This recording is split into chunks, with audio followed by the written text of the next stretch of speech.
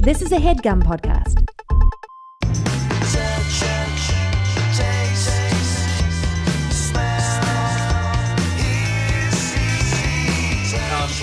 No, I always like to let the guests choose. You can share. Share? All right, great. You're the quickest. I would call it seat. Yeah, I would too. You're the first person who usually there's hemming and hawing and where do you want to go and all that. So, Waste of time. but a total waste of time. And do you have a hard out, as they say in the industry? You know what? The hard out's gone. Oh, good. I did have a hard out, but the thing got canceled. Okay, good. So let's go. I could do 2, 3. I do. Okay. I got a lot to say. Let's dial it down. Let's take it back a notch. Nicole, is this too low or is this all right? Okay. So this is your space. Yeah. Is that's not a camera, is it? Yeah. Oh wow. What is that for a camera? What? Oh wait, they're all that. There are I've never three seen cameras. those. Three. I've never seen that shape. Oh, it's just a monitor. Oh. This is You're looking at yes. for a I see. teleprompter. That's a different. Well, no, but the camera itself. It looks like a giant like Polaroid Yeah, you're right. or something. You're right. I've never seen noticed one that. like that. It's It's a monitor on the back. Yeah. There's a mini video village that comes with every camera. Really? Yeah. Is that just over here? That's over there. So guys, literally, I mean, Michael lives about a 4-minute walk from me. I was And going to he- text you this morning.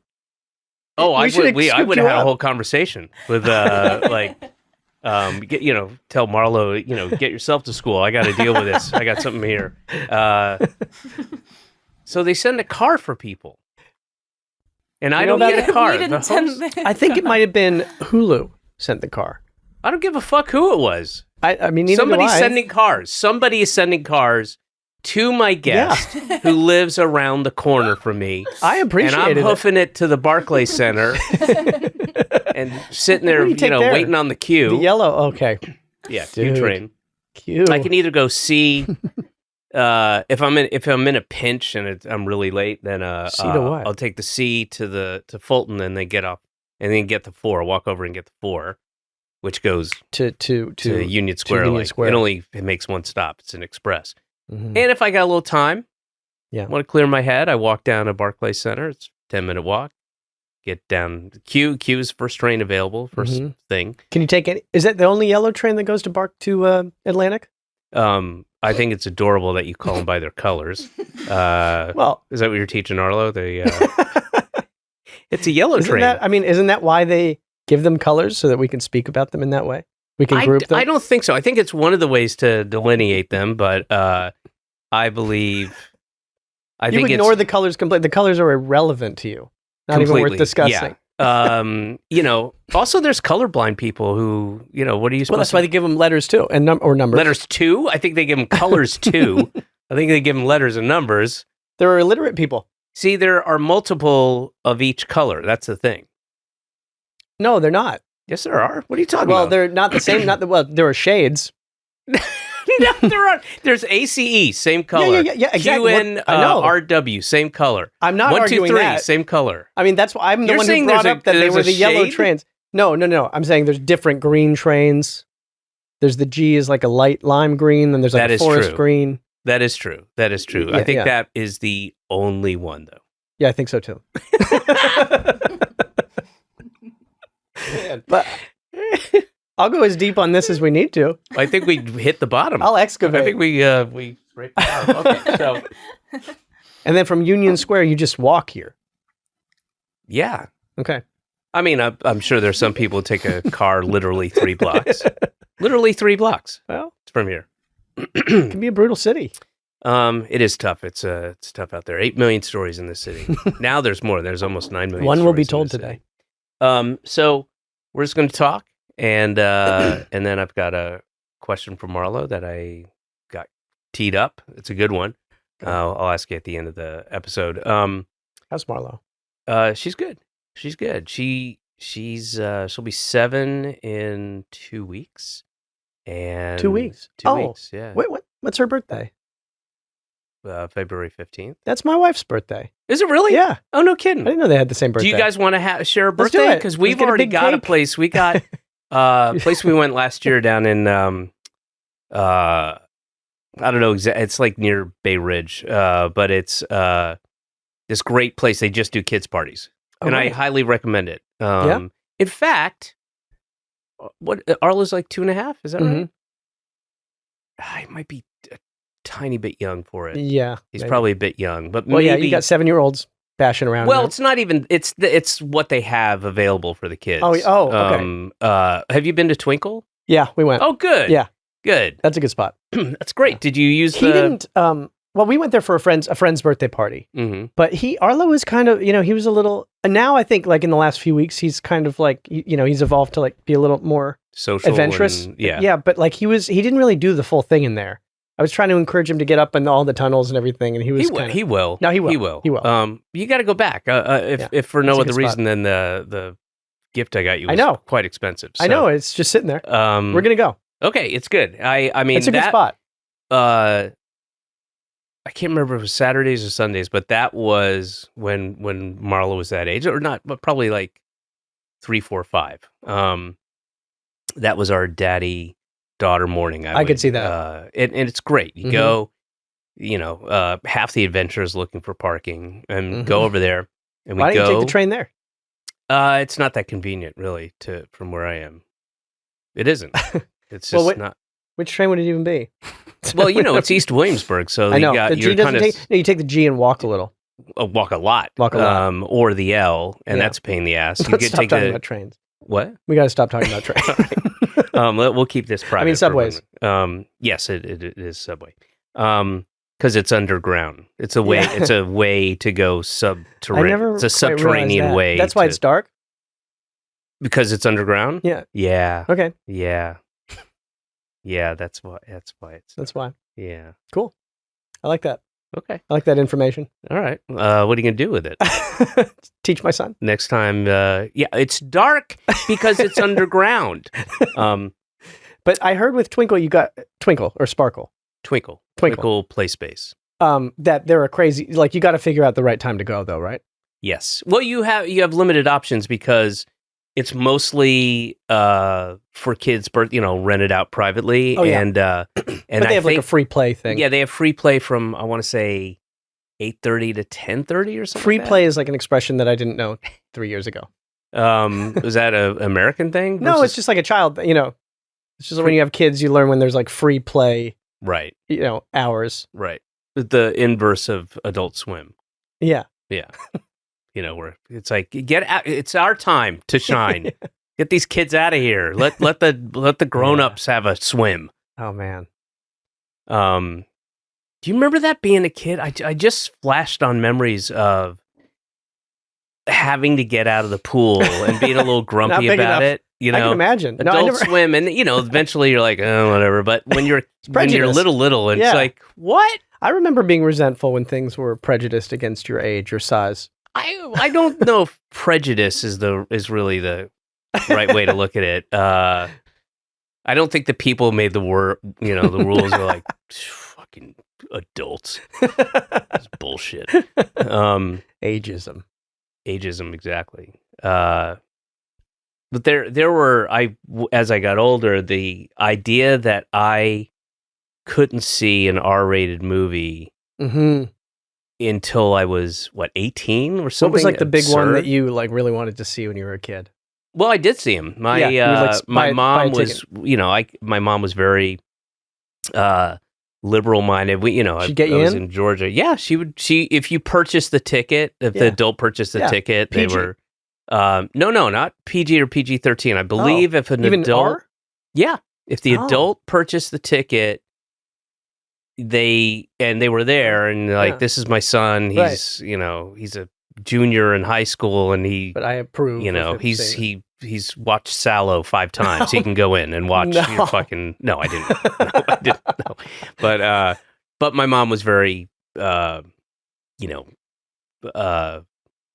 artistically minded, culturally minded, and we all thought it was silly. It's just a silly rule. Yeah. And there's some kids who, I mean, it's all about dumb Although parents. there's some stuff that, like, if you saw it, it could really, change your neurology for the rest of your life, potentially. In a maybe a positive maybe for the way. better, yeah. Yeah. Well, like seeing something like, I don't know, like a graphically violent, whatever. But I'm talking about like a 17-year-old. Okay, right, yeah. And even... It's not when you were like 12. No. And but I saw One Flew Over the Cuckoo's Nest. I saw Dog Day Afternoon. These are gentle films, though. Well, they're very adult concepts. That's true. There's not a lot That's of true. gore in them, but there are things that are... They're mature. And I saw them when I was like, I guess, 15 or something like that, 16. Oh, yeah. I was obsessed with Clockwork Orange when I was 15. Oh, there you go. Yeah. Yeah. My girlfriend, like, showed it to me. It was like the cool thing my cool girlfriend showed me that I was in love with. That's very cool. And I was like obsessed with it. Did you ever read the book? Yeah.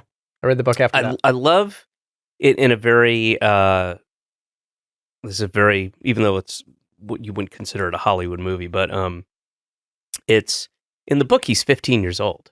Oh, right. He's 15 and Right. and it makes a huge difference. Yeah. It makes when you picture all that stuff that's happening with 15-year-olds, it makes a massive difference. That's true. And that's where Kubrick was a coward. yes. And there's there are a lot of examples of that. Like when you see Lolita, Mm-hmm. the film. Yeah. That she looks in the book, I think she's like 12 or something? I can't remember. She's young. She's really young. And when you see the movie, you're like, It's kind of a young woman. a young woman. Yeah. It's True. not that big a deal, being all coquettish in her bikini or whatever. That's like, true. But when you read the book, you're like, Jesus Christ, And that's why That's books one I are wanna better read. than, Oh, it's great. It's amazing. You love Nabokov, right? Mhm. And you also put me onto the Master and Margarita. Oh, another amazing, Yeah. amazing book. Yeah. Yeah, who wrote it? His name? Bulgakov. Bulgakov? I think. Emma, Google Master and Margarita. Master. You can't remember the title we just said? And Margaritaville, the Master of Margaritaville, and it's a Russian. So just Google Master of Margaritaville Russian. Type it in Russian, probably. And give me just Russian. Just type in white Russian. Margaritas and white Russians. Seriously, will you tell me who? Yeah, it was Mikhail Is it Bulgakov. Bulgakov. Ah, yeah, got so it. none of that was Nailed necessary. it. None of it was necessary. We had already said it. Did you read, by the way, do you mind if I just have a totally ADD conversation? Yeah. I don't even know if we were we were probably in the middle of saying something, but the George Saunders book about all the Russians. Did you read it? I've not read that. Oh, it's so great. It Yeah. got me into it kind of kicked me into reading more. I hadn't really gone into the Russians yet, other than that. But it's so great. What is the book about the Russians? Because so George Saunders Is it teaches funny, a like course. dry, or is it? No, It's about Russian yeah, authors. he presents. It's 7 short stories. Okay. It's like a compressed version of the class that he teaches. Okay. He teaches, I don't know, creative writing or something at Syracuse, and he uses, and these are like 7 stories that he always, teaches in the class. So you read the stories, and then he'll do like an essay on it where he'll kind Sorry, of that he wrote about that Russian author. yeah, you'll read like a couple Chekhovs are in there, a couple Tolstoys, a Gogol, the Nose, and then he'll talk to you about the stories. And it's great. I mean, I it's bet. And it was, oh my God, I kind of discovered Tolstoy through that. I'd never read Tolstoy. I have not read any Tolstoy. He's great. I mean, I've heard his name. Yeah, it's so not like, I don't know. It's very inviting. Like, it's really fun to read Tolstoy. Yeah, I got way into 19th century Russian literature when I was in my late teens, early 20s. I mean, that's all I read. And Gogol, I read. Yeah. You told me about Gogol, I think. Oh, God. Just a genius. Notes from the Underground you love, right? Mm-hmm. Yeah. All of it. Everything. Everything. I got to read more of him. And Dead Souls is amazing. And one of the, I mean, I get it. It's just tragic. But he wrote a sequel to Dead Souls. This is right before he died. Whoa. wrote a whole sequel to Dead Souls, which is one of my favorite books. And then he was upset with it about life, whatever, and he threw it in the fire. Yeah, he threw the whole thing in the fire. Fucking idiot. So, idiot, selfish. And do you think he regretted it? Do you think he was like, "Oh, fuck, I'm an idiot"? That was that was impulsive. Have you read Diary of a Madman? That's him too. Yeah, very short. You read that and you go, oh, that's where Woody Allen was majorly influenced by. Really? That. Oh yeah. You've read Woody Allen books, yeah? Yeah. Post canceled. Yeah, that's when I was like, let me check this guy out. Yeah. There's something there. Where does all this come from? There's this so if polarizing figure. you read his his first couple books without what is it called? Well, there's Without Feathers, and yeah. There's what's this other? His first two books, Without Feathers, and I can't remember, but Emma, Google Woody Allen child molestation author, Jew, famous author, Israel, Gaza, Palestine conflagration. Funny book. Very funny. Not Without Feathers, the other one. We should be. If I had horse, isn't there something with horse in it? No.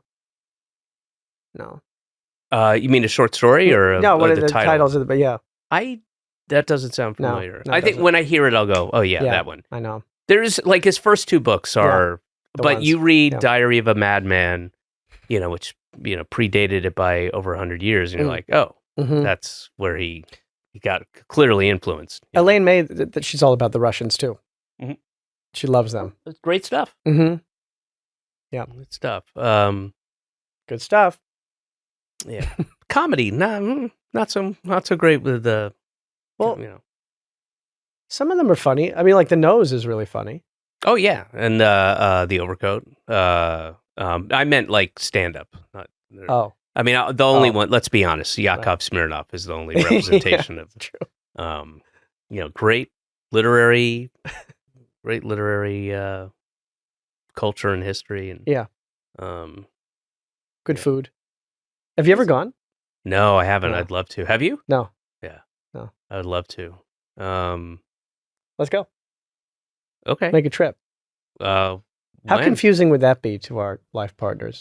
Especially now. Well, I think Russia. I think I think probably Amber wouldn't get past my referring to her as a life partner. That would take a little bit. She'd be okay eventually, like with the Russian thing, but still, like, what is that about? Say that. Yeah. What's are you an est now, or what happened? I did a show last night, and this is not. Yeah, never mind. All right. Yeah. Forget it.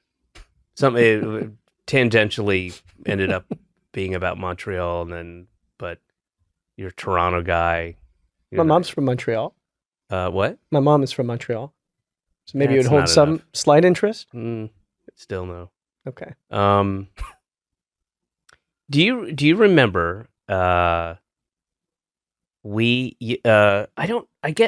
know. I think you might remember more than I do, but there was a young man, very telegenic, by the name of Carson Daly. And for some reason he had a show, and he had you and Allie on when you were young. Well, yeah, or was you it on. me? No, you brought us on. Okay, You brought I us brought on, you yeah. guys on. All right, so I was confused about how that worked. So I have a big memory associated with that. So I went on as the guest, but then I brought you guys out there to observe because I was teaching a class on how to do a talk show. Yeah, that's right. That was yeah. And me and Allie were very excited to be asked to be part of it. It was fun. It was fun. I don't think the audience we were just really like taking understood. notes or something. No, they didn't know who we were. Yeah. They didn't know that we were from the same show or anything. And then he would ask me a question, and I would ignore him and just turn to you guys and say, so "See now what he just did. He's putting is me ask at me comfort. questions." He's putting me at my ease, and never a good really host will do answer. that. Yeah. But then here's the question, because I remember that, but then I have this much more vague memory of at some point doing something years and years later and going, okay, the joke is now. It took 20 years to tell the joke. And what was that? Do you remember? Well, we did it like a talk at the Y, right? Or was it the Y? Oh, the yes. 92nd Street Y, yeah. Where I moderated, I interviewed you. Oh, right. Of On course. That stage. makes sense. Yes. And you were like, what we could do, we could Okay. say that, that you've been a student of mine for years, and we could show that clip when you're a child. And we showed the clip? Yeah. Oh, great. Oh, yeah. That's It was funny. kind of funny. All right. But like what I remember about that night that we did the taping, I was miserable because my girlfriend, my high school girlfriend, Bianca, who introduced me to Clockwork Orange and Weezer, was cheating on me. I don't want to, humiliate her. Not that she'll ever see this or care, but it was like a 15-year-old thing, But I just found out like that day. Oh, that's not. I was like in the depths of hell in that moment. It's a heavy crushed. thing. Yeah. I loved her yeah. so much. I was obsessed with her Yeah. unhealthily. It was a great, ended up being something I'm really the way that it kind of calloused, for me, it was a really good thing because I was unhealthily, that it was such an imbalanced relationship. But, well, maybe but that's why she cheated on you. Yeah.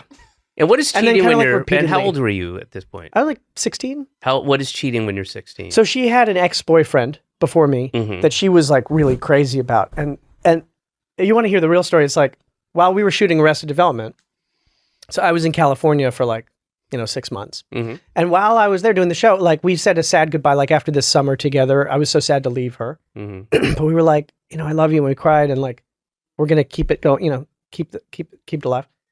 And then my friends, my best friend, all my best friends from back home were like, Mike, Bianca's making out in the hallway of the school, with this other guy, very openly. Right. And they all told me this. And I was like, no, or whatever. And I asked her, and she gave me the how dare you, how could you believe them? And that. And I was like, I believe you. I'm sorry. I love you. And so I just kind of I did a really good, amazing denial. Wow. Put it in a room and was like, that's not real. And then I went home for the holidays, and on New Year's Eve, I was with all my friends and we were having some drinks and stuff. And then my friends that I've known since I was 5, who were my friends, they were Wait, you're 16. Yeah. And you're having a cocktail party? Oh yeah. Yeah. Well, we were drinking highballs, weird, terrible. Manhattans. Yeah, Malibu rum, coconut. Yeah. And anyway, and then my friend, my best friends, that would not lie to me for any reason. They were they had to sit me down. They were like, we're not lying. Yeah. It's real. And I was and then it really was I was faced with it. Mm-hmm. And I was like, fuck. And then I confronted her the next day, and she broke down and admitted it. And I held her, and I was like, now we're past this, now it's out and we can rebuild. Oh gosh. And then she did it again. Did she say she would rebuild? Was she? And it was just I don't want to deal with this right now, so I'll say yes to whatever this guy's. No, I don't know, but I think she was she wasn't evil. She was no, you're 16. She had come into her beauty suddenly. She was and 3 guys, because there were 2 other guys actually that were all in love with her, and we all just saw her and we're like, wow, and we're just obsessed with her. I think she kind of was. I mean, the way I've always made sense of it for myself, to not I don't know, grudge her too much, was that she was overwhelmed by that. And sure. And did you commiserate with the other guys who? Yes. Yeah. I mean, once that was how I kind of found out was. Yeah. She was hanging out with this guy. She was posting pictures and everything on whatever the thing was back then. And I was like, "Are you and him?" That was her ex-boyfriend's best friend, and she had them she had all of us thinking we were the only. See, that's what all the great songs are written about. Yeah. And then I emailed him. I was like, I just got to ask you, is there anything more happening with you and her? And he was like, what are you talking about? He's like, she's my girlfriend. What's she been telling you? And I was like, oh no. And then he and I were faced with the same feeling. Right. Yeah. So anyway, that night, literally the night we did I remember because I had dinner with Alia and our moms, and I was just in total despair. But I think that was like a good distraction to go do that night. But like, Yeah, I had no idea. Yeah. Well, that's it good. was crazy. That's good. Yeah. But it's been a good, like, I don't know. That was like going into other relationships after that. Like, it was kind of a good reference to have to like be crushed in a way, in a very brutal way. Yeah. And it's common, and it'll just help you with the next one, and that one helps you with the next one after that. And and if nothing else, it allows you, when it's the first time it happens, it feels like the end of the world and what's wrong with me, and just a million big feelings that you haven't felt before. Have you had this?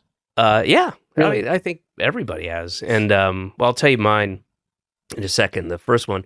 But then you potentially have 2, 3, 4 of them in your life, and that can become the thing where you're like, why am I attracted to the same thing? Well, I keep finding the same trap. It's more about, or what I'm taking from this is each one, even though it's really hard because you think you've gotten past, you've learned from your past, and now you're going to get it right. You know what the future looks like beyond that initial depth of despair, that teenage depression, which is huge, and you can't dismiss it for anybody. No, it's big. And when it's your first one, it feels like you're never, I'll never be in love again. I'm never coming out of my room, and da da da da. It takes a while. It takes a while, but then the next time it happens, you have a reference for like, oh wait, I actually got over it. And then the next time it happens after that, you're like okay, this is awful, and I feel terrible, and I'm, just catatonic. I don't know what to do, and I'm depressed, and I'm mopey, but I know this is going to suck for a couple months, but I know there's a better future. It might be worse for people who have never had it, and like are in a long relationship, a big relationship, and it happens, to that one. Some say, is it better to have loved? What's that and never voice? And loved. I noticed you you're doing. What's that voice you're doing? What voice? Oh, you just slipped into your real voice. Yes. It's I got you there. better to love. And wait. Emma. Google love. Better to have loved once. Do you do voices and at loved, home? Lost. And Marlo? my latest thing, just something I was sort of riffing in the car with Marlo. Now she makes me do it. She's like, do the voice. And then I don't know where it was like, don't do that. Oh, I love that. Don't do that. You're like doing Eric Idle, like sort of without the English part. Oh, it's not English. No, it's just like a honky. It's kind of a New Yorky version of "Don't tell me what to do." Don't, and then she'll copy me. Don't tell me what to do. Don't tell me what to do. No, I'm telling you what not to do. No, I'm telling you what not to do. That's what I'm saying. That's what I'm saying. No, that's what I'm saying. So we go on and on. Hey guys, do you ever feel like money is just flying out of your account and you have no idea where it's going? Well, I know. It's all those subscriptions. Think about it. Between streaming services, fitness apps, delivery services, parenting apps, it's endless. I'm guilty of this. Let me see how many apps I have. I got my games, Fly Delta, Lyft, ESPN, what else? Rocket Money is a personal finance app that finds and cancels your unwanted subscriptions, monitors your spending, and helps to lower your bills. You can see all of your subscriptions in one place, and if you see something you don't want, cancel it with a tap. You never have to get on the phone with customer service. They'll even try to get you a refund for the last couple of months of wasted money and negotiate to lower your bills for you by up to 20%. All you have to do is take a picture of your bill, and Rocket Money takes care of the rest. Rocket Money has over 5 million users, or one user who's used it 5 million times. Not sure. But it's helped save its members an average of $720 a year, with over 500 million in canceled subscriptions. Stop wasting money on things you don't use. Cancel your unwanted subscriptions by going to rocketmoney.com/senses. That's rocketmoney.com/senses. rocketmoney.com/senses. Well, we did this Oh God, it was awesome. Except she always makes me do it. But God, what was it? I was on the again. We were driving. My wife was driving. Marlo's in the back seat, and I was. I pretended to be on the. It was something. I can't remember how we got into it, but I pretended I was on the phone and I was pretending. I was like, "Yeah, my daughter. She had a box of those boxes of water. They're like generic. They're white and it just says water on them or whatever. and so she had this box of water and in her cup holder of the booster seat, and she spilled a little bit, and she was kind of distressed about it in over the top way, and I was like, yes, hi, yes, I just wanted to call. It's not an emergency, but my daughter spilled. She was drinking a box of water, and she spilled some water on her, and no, a box. Yes, a box of water. Yes, and the no, a box. A box of water. Of water. A box. Yes, a box of water. Yes, exactly. Anyway, so she spilled some on her dress, and it's like the sparkly dress with the Utica. No, a box. A box. No, not socks. That makes no sense. A socks of water? No. Anyway. So yes. Exactly. Yes. So anyway. Again, not an emergency, but no, a box. A box of water. A box of water. And I just did it forever. Was it making her laugh? Or yes, and it totally got her off of that. Oh, good. And then she's like, "Tell them, you're being. Tell them, are they being silly with you?" It's like, "Hey, are you being silly with me? Messing with me?" Yeah. What? And now she makes me do that. So like, Bob came over, Bob Odenkirk, who's Uncle Bob to her, and she's like, "Do it to Uncle Bob, do it to Uncle Bob." And I was like, "Okay, you have to say, Daddy, you've got a phone call, and I'll do it." And so I just, did it. She's laughing hysterically. It's not that funny at first. Yeah. It's funny. That's great. And then she's just, so. That's great. Sometimes I'll try and do that. Like if Arlo's feeling upset about something, and try and get out of it with like a jokey thing. And sometimes it can have the absolute opposite effect. Oh, yes. Right? Yeah. Where he resents that you're trying to melt the. Yep. And you're making light of the situation. Yeah. Ah! Yeah, being serious. You're not letting, it's a thing that kids have. I had it when I was walking Marlo to school this morning, and she asked me lots and lots and lots and lots of questions about Donald Trump, and just knows him as a lot about him. I'm his biographer, and I'm working on a 2-part biography of him. And where did Donald go to school? But she just knows him as the personification of bad, right? Yeah. And I think she's getting that from little from me and from my wife and school and classmates. It's. To her, he represents. He's like a Disney character. I mean, it's not. It really is. It's understandable. I mean, he's cartoonish, and the things he's done are over the top, and he's cartoon villain. But she's processing it as a 6-year-old and learning about the world and learning about what's beyond, our neighborhood in Brooklyn and the United States to a much lesser degrray, but starting to learn that stuff. And well, have you traveled? You've brought her to see your family. I'm in the middle of a story. I know. I was just adding color to it. Do you? What is? Has she gone to the South with you and like experienced that whole? Oh, she doesn't know the South like the you don't get South into like I grew up in. No. Okay. No. Yeah. She will. We picked out a boarding school. It's not a boarding school; it's a kennel. But whatever they do, like long, you can stretches. Yeah, they can do like 3 months. It's out in the That's country. They get fresh air. It's We nice. get that from you. Get some kibble. No, she. Yeah, we go. I mean, she's been to Atlanta. Like, But I when don't you're know. a kid, you're not. No, really- and she's just, my sister and sister-in-law and my mom are. I mean, she's just surrounded by love, and That's all it is.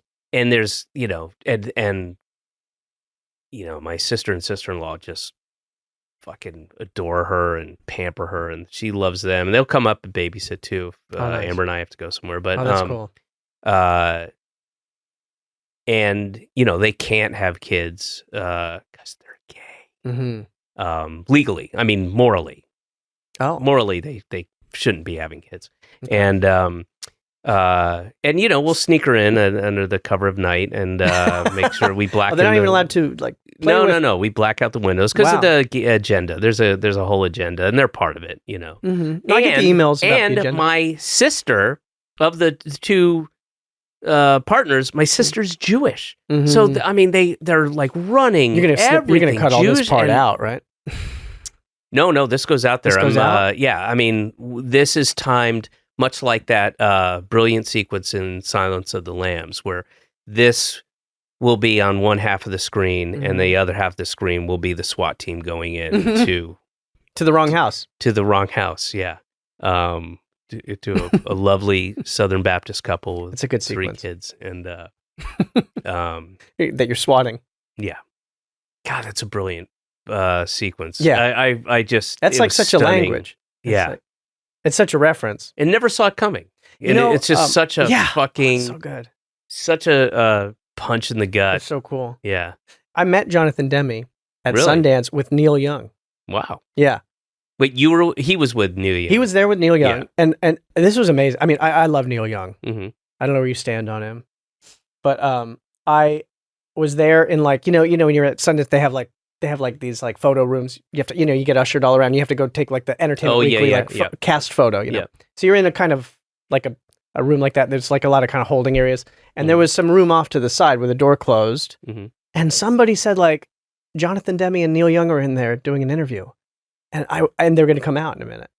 And I didn't even know they were at Sundance. I didn't know I would ever be in the same place as Neil Young. Mhm. And I was freaking out. I was like, oh my God.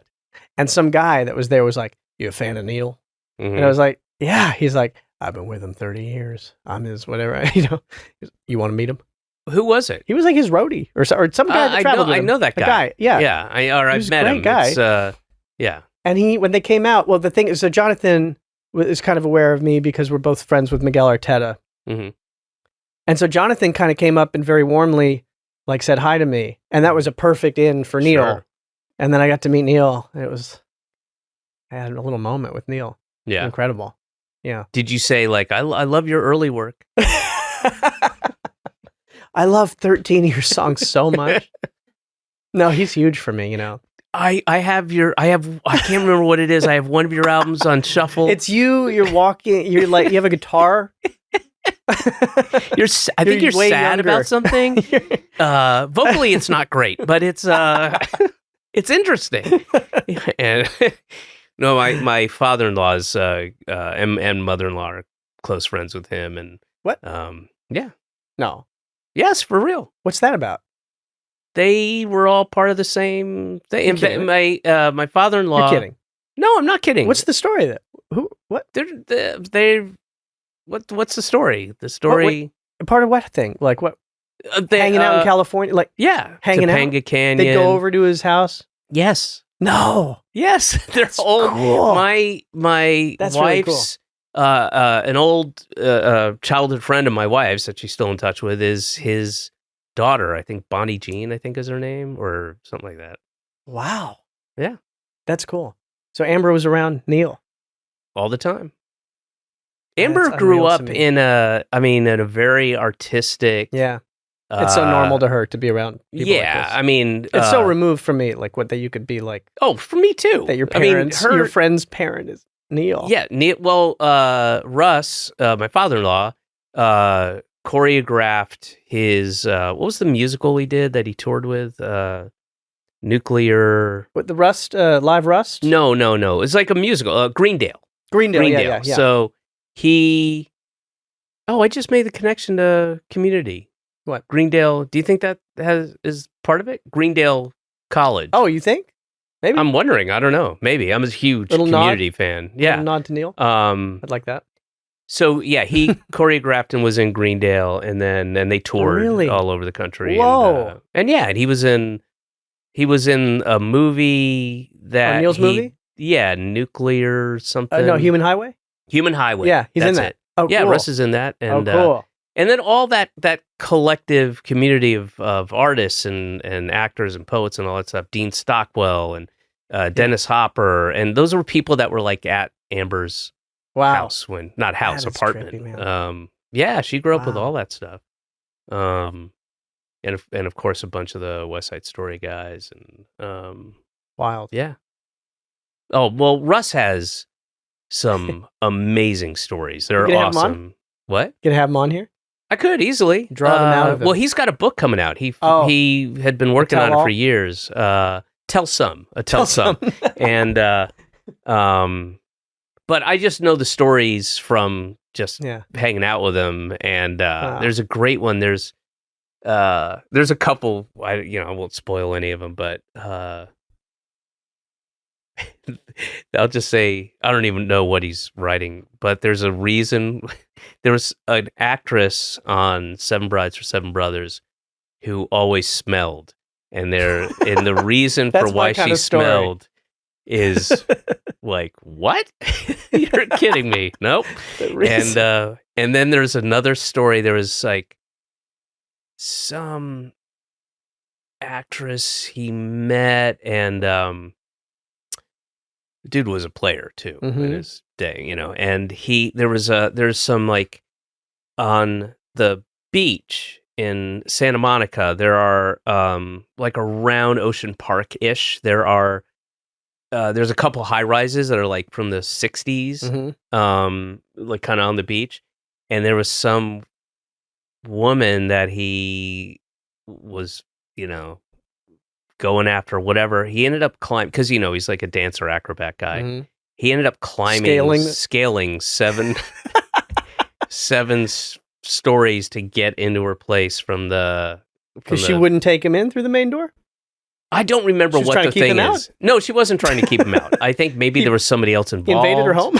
No, he didn't. No, it wasn't about that. But I think he was trying to impress her too.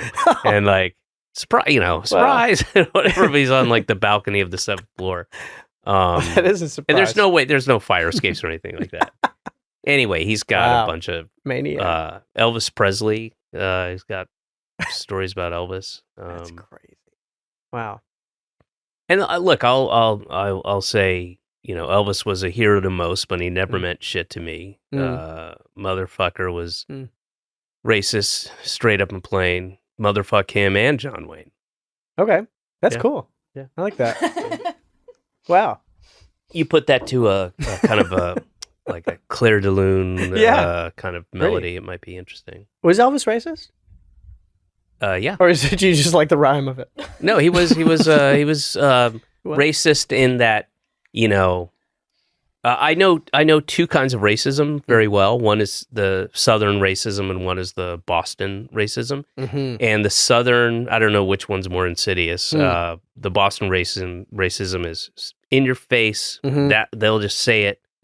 And the Southern is just more like, some people, right. Some people want to be slaves, and it should be slaves. And there's nothing wrong with that. Yeah. I'm sorry, but there's nothing wrong. If somebody wants to be a slave, then be a slave. That's the kind of... I'm quoting from Sherman's March, just so you know. Oh, it is? Yeah. Oh, Have you seen the movie? Yeah, but not in a while. Oh, dude. That's top 10 I owe of that all a time. rewatch, yeah. Yeah, I'm going to rewatch that. Top 10 of all time. That's the same kind of racism I grew up with. Yeah. The gentle one. The genteel kind of... behind closed doors racism. Well, it's just... not even behind closed... The hatred is behind closed doors, but the idea, in the truest sense of racism, that my race is superior to yours and yours is inferior for different ways, it's just all kind of sweetly like Normalized. I just think she's a good waitress. And she's right. just stick with what she's good at and don't try to Right. she's trying to like a benevolent oppression. Yes. Yeah. Benevolent oppression. That's nice. Yeah. My friend's mom, when I was growing up, actually, no, it was when I was like, growing up and went back home and visited my friend, and I was sitting in the kitchen with his mom while he was upstairs, and she started saying some insane shit to me. Like about her dog, that her dog got out. When she got out, I don't want to, repeat the words she used, but basically she was telling me that her dog hated people with brown skin. And would bark at them specifically when the dog got out. Yeah, and she was telling me like she knows when someone's good. She knows, and and I'm just like, I don't know, Yeah, the what's equally as shocking is the comfort with which people will share that. And I'm like, oh God, and then because you're faced with like, what do I do right now? Do I like fuck you and trash the kitchen and leave? No, I think the appropriate response, no, neither is go. Wait, your dog's racist? Yeah. Your dog is racist. Where did your dog learn to be racist? Having your foot down? Because you're not born with racism, right? You have to learn it. So where did your dog? That's how you would handle. That's why I would love if you were there. Okay. Do you remember when we saw There Will Be Blood? Yes. And oh my God, I know what you're going to talk. I thought we were going to get our asses kicked. I know what you're talking about. I thought we were going to get our asses kicked. That was in Shreveport. We were just like, we were in Shreveport. Oh my God. Because it was like the daytime during the week. Yeah, there were like two guys. It was just us and two other guys sitting like 5 rows behind us talking the whole time. Yeah. And you were like, you ramped up because you were like, guys? Well, that was 15, by the time I turned and said anything, it's I know. Yeah. It was like a good 15 minutes. Like, you started with it, guys, please. Yeah. Guys. But it got to like, what the fuck is, are you fucking stupid? You've never been to a movie before? Shut the fuck, Yeah. And I really expected like fisticuffs in the back of our heads. And I was just like, here we go. I mean, but they got quiet, actually. They did get quiet. They finally got quiet. But they're talking during that whole like opening half hour of silence. They're just talking. We just had their commentary through the whole thing. But also, they're just having a conversation. Why? It was less of the why is he doing that? That just like and like making statements like man, there's no one's talking that much in this one. Yeah, I guess it's kind of a Western and like you're at a theater. You're not at home. Jesus Christ, that was amazing. I'm not like that normally, but that was that was an interest. Yeah, enough's enough. Yeah, and we were so excited to see it. Yeah, we were like, it was a great movie. There Will Be Blood. Be quiet. And there was again, it's not like I started with no, hey, shut the fuck up. No, you didn't start there. No, it got like, there, guys. Yeah. Oh man, I just had a memory. I don't know if you were there, but the other thing that happened in Shreveport where I thought someone was going to kick my ass was maybe you were. No, I don't think you were there. But anyway, a small handful of us went to dinner, and Jeremy Connor, who was working with Jack, was there at and it was like a small group of us, and so this was like 2008, and I had been in Superbad, like came out like the year before or something, so it's kind of like very fresh. And what happened was, I think, like my afterwards, you could like the post moment analysis of it was like some of the staff recognized me, and there was our waiter didn't know who I was, but he was just like feeding off of that. They were like, "Oh my God, it's the guy." He's like, "Which one?"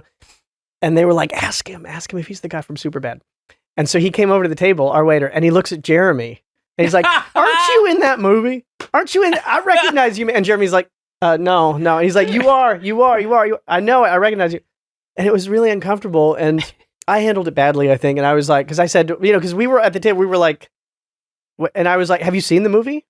And I think I shouldn't have said that because he really got very defensive. Right, because he hadn't seen the movie. And then he turned on me. He was like, "Yeah, I've seen it. What's your fucking problem? Yeah, I've seen it. What do you mean? What's your fucking problem?" This is your waiter. Yeah. Okay. Yeah. No, because I think he had like a hot flash in that moment because he knew, he was like exposed. Yeah. And but that's also not the way you. I mean, that's one way to handle it, I guess.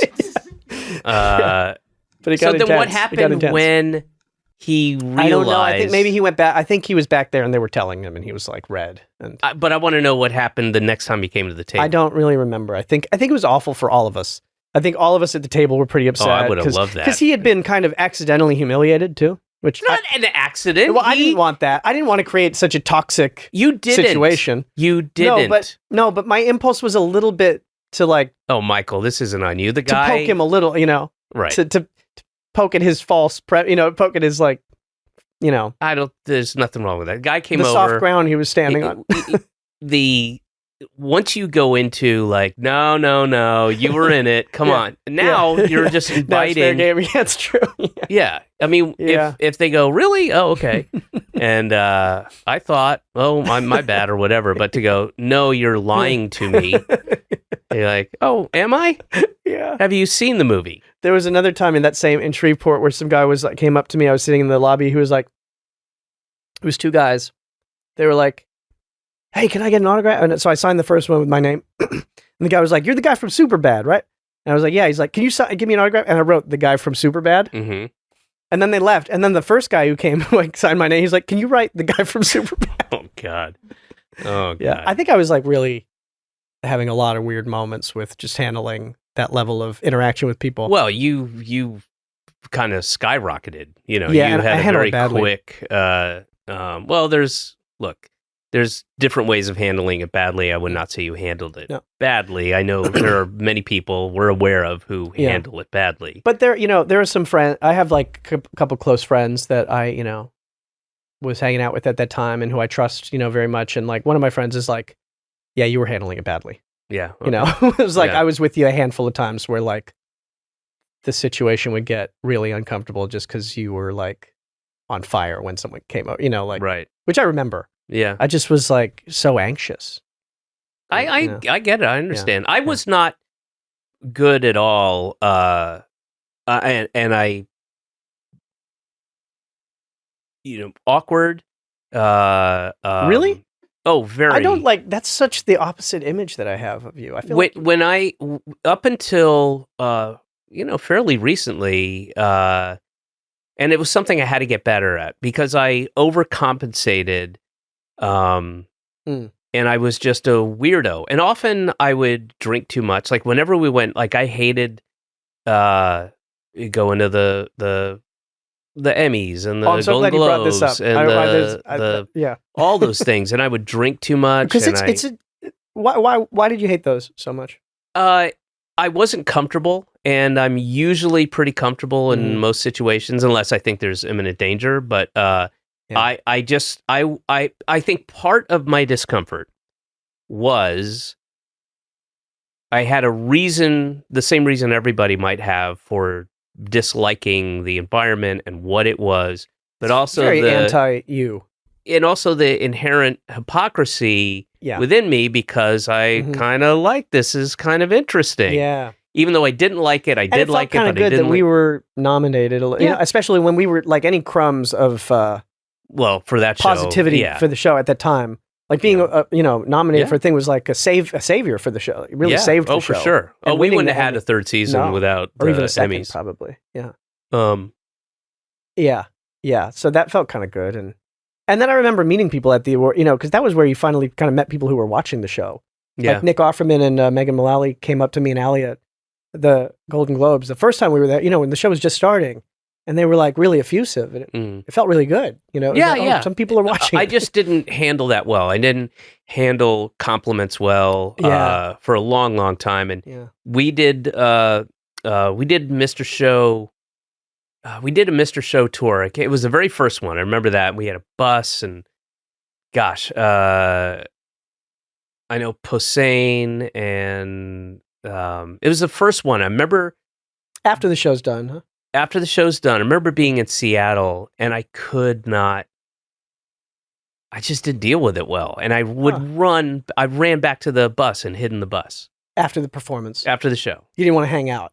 No, I didn't want to hang out. And I think part of it was like, oh my God, everybery's going to try to get me high and I will get high and then it's going to be worse. And I That's just probably a good instinct to avoid. But I'm better. Like, so on the last tour, I did something that if you had told me 10 years ago I would have laughed you out of the room, but I did VIP meet and greets, Really? which is to be able to interesting. get. It's almost like a 12-step program where you like that's the final thing is you have to go with all I'm your impressed. and these are like hardcore fans. Wow. The ones that really make me did make me uncomfortable, but I learned how to it was That's a sweet. longer process, but I'm fine with it now. I'm really good. But man, How did they go? good. Yeah. But I mean, what there's happens? Like they. there's a meet, then there's a greet, and What's different about those two? the meet is Wouldn't you usually greet first and then meet. I think meeting is inherent in the greeting. Mm-hmm. So you can That's true. meet and not greet, Mm-hmm. but if you greet, you've kind of had a meet. That's true. Yeah. That's very true. So maybe they should say it's a meet with greet. That's what I'll I think call we it should next time. fight for that. And there's a VIP ticket, and you get this and this and this. You get a Meet with greet. and you'll get some swag, and you'll get a meet with greet. Sounds delicious. There'd be like anywhere from I think there were a handful that didn't have that many people, which was kind of Mhm. good and weird at the same time. Mhm. But mostly it was like 50. I topped out at 50. It was 50, like wow. 50. And I met everyone. Made sure I got pictures, and then I would come out. Everybody be at this predetermined place in the theater, and I'd come out with a bottle of tequila, Oh, cool. and we'd have shot glasses you make it- ready to go. Make it a hang. Oh, totally. And I had That's cool. from the get-go, I had people either who had done a bunch of those, but mostly theater managers and people who worked at going, man, nobody's ever done this. We had Yeah. blah, blah in here. That's I won't say great. names, but, that guy was just like kind of Machine. sour and just, all right, everybody take a picture, line up. Because Mhm. people would start saying, we do it. Hmm. And then the people would say, and this isn't anything bad on them. This is just what they know to do. Going, all right, everybody, line up. You got 1 minute to. I was like, no, that's not what we're gonna do. We're gonna have a shot. I'm gonna talk to everybody, and it was good. I Really think do it. everybody came away happy, and That's great. and there's great. always though, literally every and here. Interrupt myself for 1 second.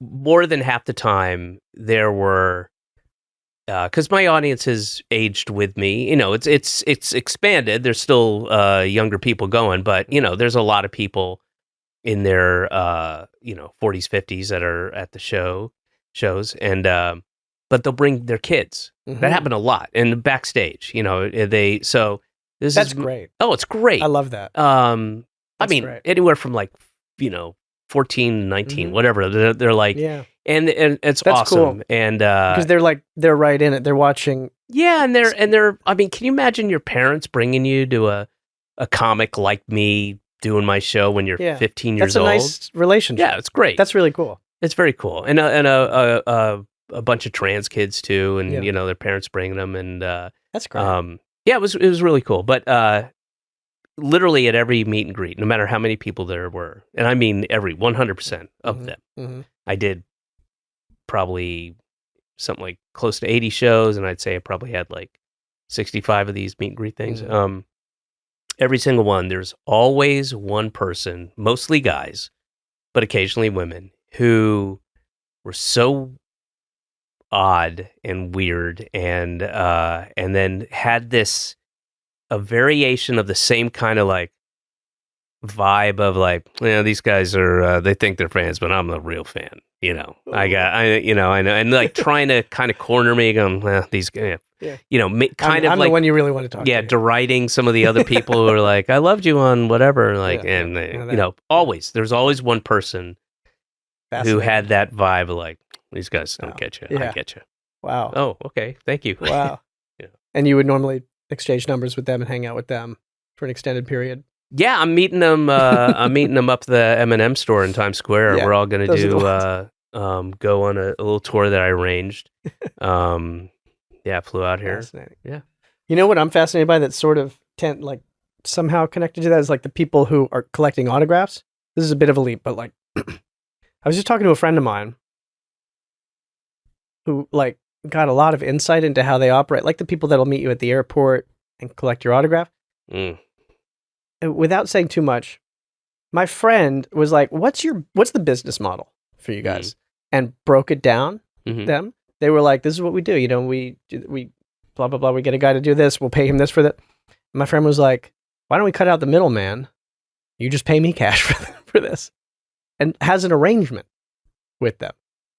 When you are out? Thousands of dollars. Not me. No. For him. Oh, this is a celebrity. Autograph. Yeah. Well, yeah. Oh, I have to know who it is. I'll tell you. But oh, you can tell me off the record? Yeah, I'm not gonna put him on. That is smart and also he's a brilliant weird guy. at the same time. He's only done it like I think but he's made some real cash that way. So he says, hey, he tells this guy, I'm going to be wherever city. I'm going to be in Denver. I'm flying in on. No, I think basically they like arrange a meeting specifically one day. I mean, like I'm going to be in town or no, like why don't we'll meet at this spot. You bring like a bunch of stuff in your trunk. I'll sign like 100 things. Oh, and then you give me like like a lot of money. Wow. Crazy. Yeah, and I was like, wow, that you tapped smart. into it. I mean, it's smart because someone's like, if it's a business and if you're a big part of what's generating the value I learned of it, on this you tour. put yourself there. I mean, I would never do this. You know about the blue Sharpie, right? No. Okay, I learned this on the tour. What? So sometimes, not all the time, sometimes it's quite easy to tell who doesn't know a thing about you and is just coming over with the shit. Yeah. But sometimes you can't tell.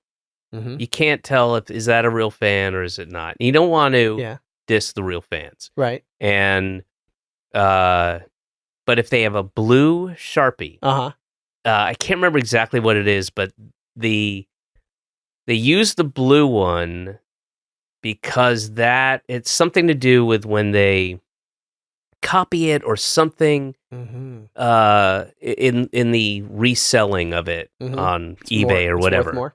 It's not worth it's more valid or something. The other colors of black or silver or gold don't do this thing that the blue does where it remains on. I can't remember the exact thing. The blue, if you see the blue Sharpie, that means that's a sales thing. And so my tour manager, who's super savvy of all that stuff, turned me on to that. And he's like, take this black Sharpie and say, if somebody comes up with, and literally, because a black one is like the black one far doesn't inferior to the blue.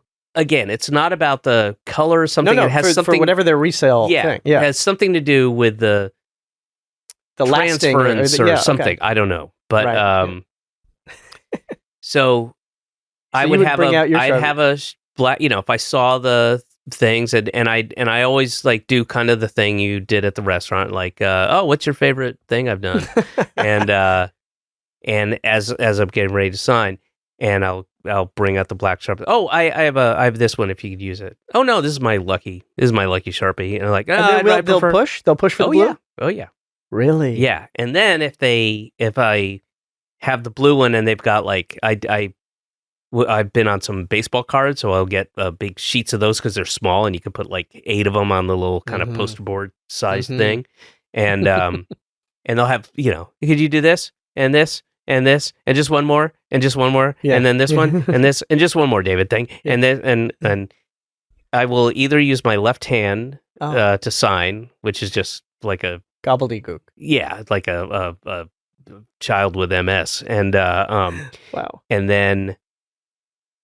Or I just sign. But it's the same value, isn't it? I mean, I don't know. I mean, it's just clearly not my autograph. Anyway. Right. And then I would write Danny Crom, or like I just all that stuff. Just Dennis, and they're looking. They watch you, and they're like, "Great, thanks." And they're like, Dee Dee, whatever. But are there people who, when you won't take the blue, are like, never mind, and they just disappear?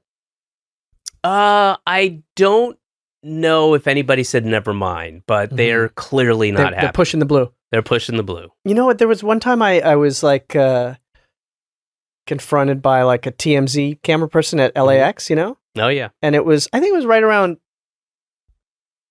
election time or something. Mm-hmm. It was probably like Obama's like second term or something. And they're like waiting when you're like you're kind of cornered because you're like waiting for your bag or you're waiting for your car. And they had the camera in my face. They were like, Michael, who do you like in the election? Who do you want to vote for or whatever? And my survival instinct in that moment, I never would have thought of it. Did I tell you this? No. I never would have like thought of this intellectually, but my instinct in that moment was to just like talk, but very quietly. I was like, well, it's like the thing with the thing is, and there's traffic going by, and awesome. I was like, it depends. I love Canada, it. So I don't really vote, whatever. But the guy was just like, all right, and it was like just unusable. Yeah, because they're gonna take it back and be like, no, we can't hear what he's saying. It's annoying. It's That's great. So this can't go out. Yeah, that's great. So it's just useless footage. Bob has an anecdote about talking to the autograph guys and say, collectors, and what he said, what are you, it's basically, what can you get for this? And the guy's like, oh, I don't sell them. We trade them with other people. Oh. And he goes, oh, what would you trade this for? He goes, if I could get trade 3 of these for a Rob Schneider. three Bob Odenkirks for a Rob Schneider. That's really funny. Great. Oh my God, that's a humbling moment. So Michael, there's so much more I wanted to talk about, and I want to talk about the thing that Jason said about you on the podcast when he did it when I was in LA. Jason said something about me? Yeah. Oh, what did he say? Is it real? Yeah. Oh. I don't know if we cut it out. It was something that I think is meant to be a compliment, but was not. But didn't read that way. It didn't sound like a compliment. Oh, God. But I think we cut it out because the Jason one is aired, and we thought, that's not. Oh my God. But also I wanted to tell the story about the impromptu, but one of the greatest nights of my life. Completely impromptu. It started in the afternoon when I ran into Dimitri. We have to tell that because that's a great story from your from it's insane. It was were you going out with Charlene? Yeah. Charlene set it all up. Yeah. Well, she set the Dimitri thing. And then it got out of her control. John Benjamin and I ran into Dimitri at that was Washington the best Square thing Park. That could have happened. And we're like, okay, we got it from here. That was fantastic. Because that was just like one little thing. Yeah, and so it was supposed to be that because I was going to work that day too. We went into the late evening, and we'll tell that story. That's an involved story. And we can talk about Charlene and all that stuff.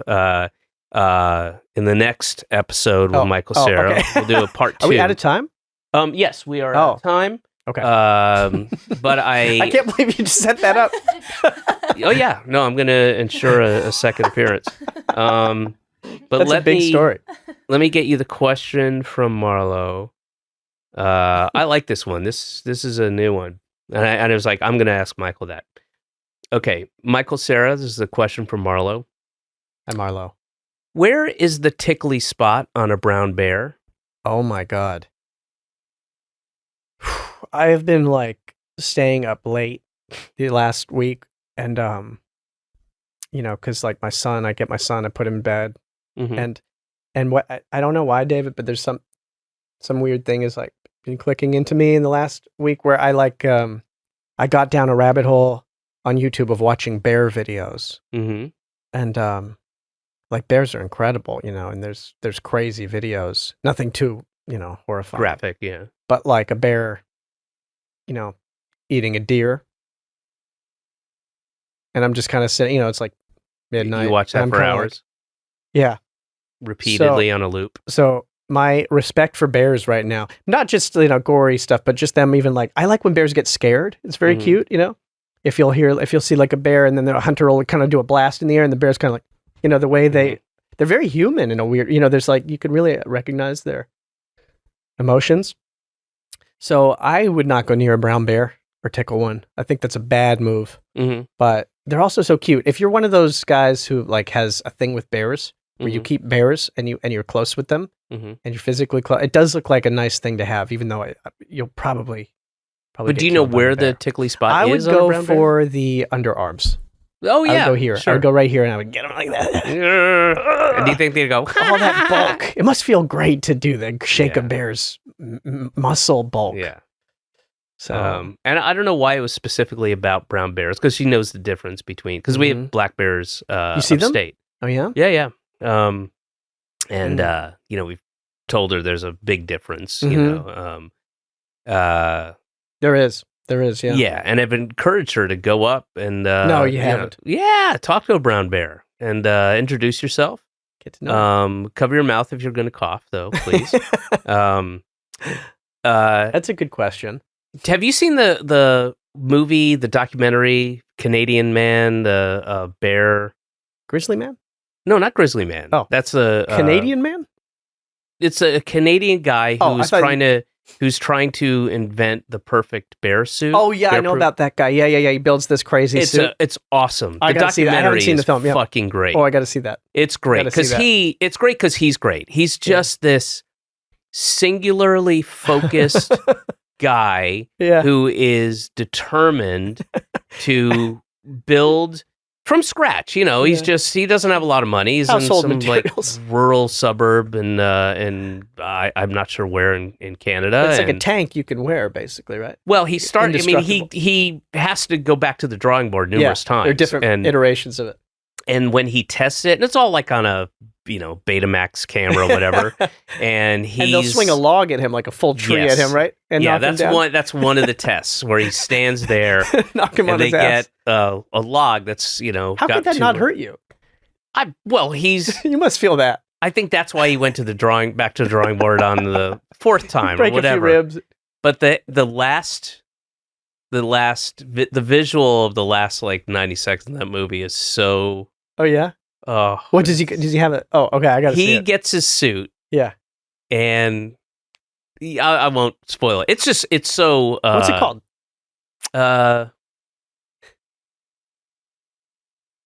Emma. Seriously, will you look that up, Emma? The Canadian bear guy. It's like I want to say late 90s, early aughts. You know what? Before we finish, there's one story I wanted to tell. Because, I was thinking if you were going to ask me something to do with senses. And I was remembering this one thing. When we were in Sweden. Mhm. And I wonder if you remember.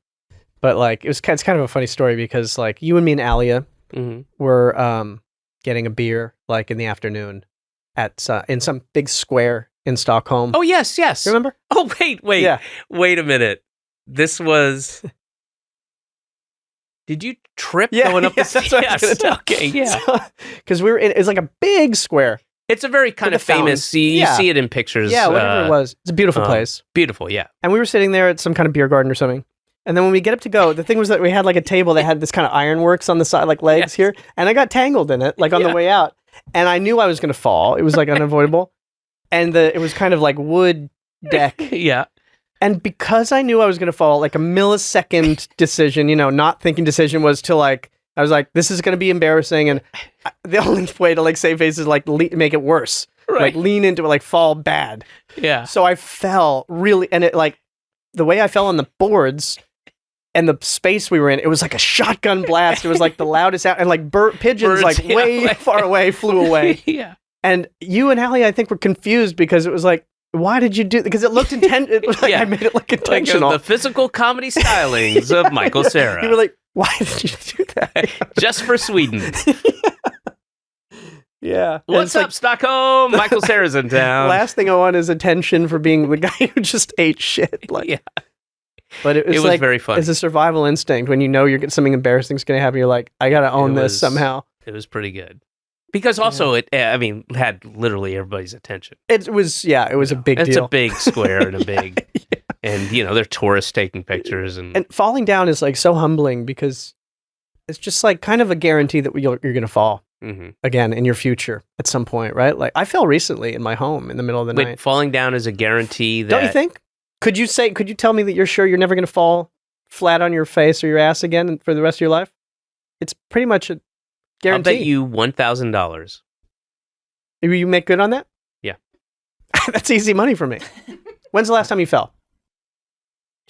August 15th, 2016. Okay. Yeah. What happened? There was a rubber band been left Those will on get the you. carpet. I was walking to the bathroom like in the middle of the night, like a couple weeks ago.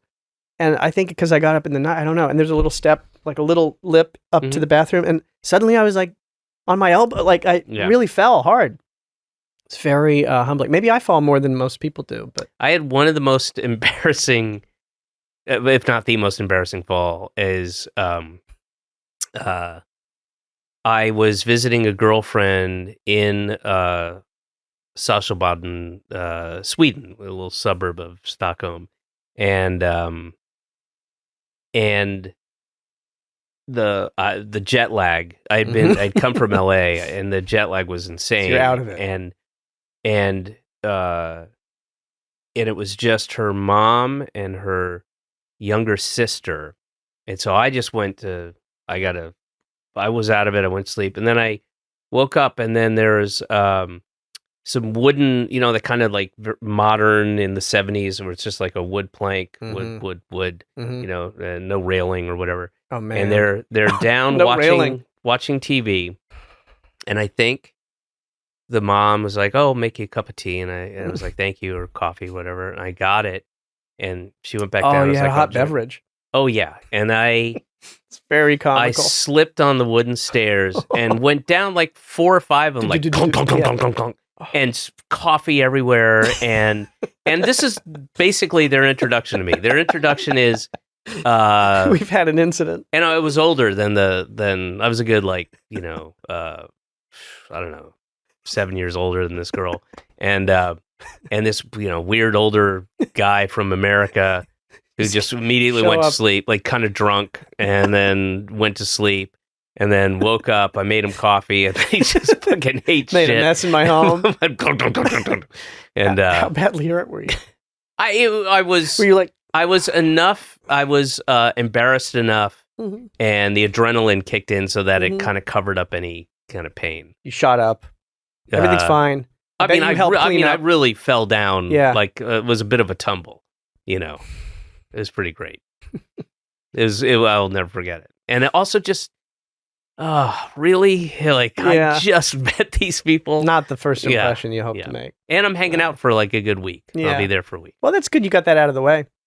No, I kept doing it. You kept doing it. They asked. It's a good thing to keep up. Show them what you did. All right. We're way over time. That was fun. Good. And we'll do the other story next time. Yeah. It's a fun story. All right, Michael, Cera, thank you very much. Thank you. That was a Headgum podcast.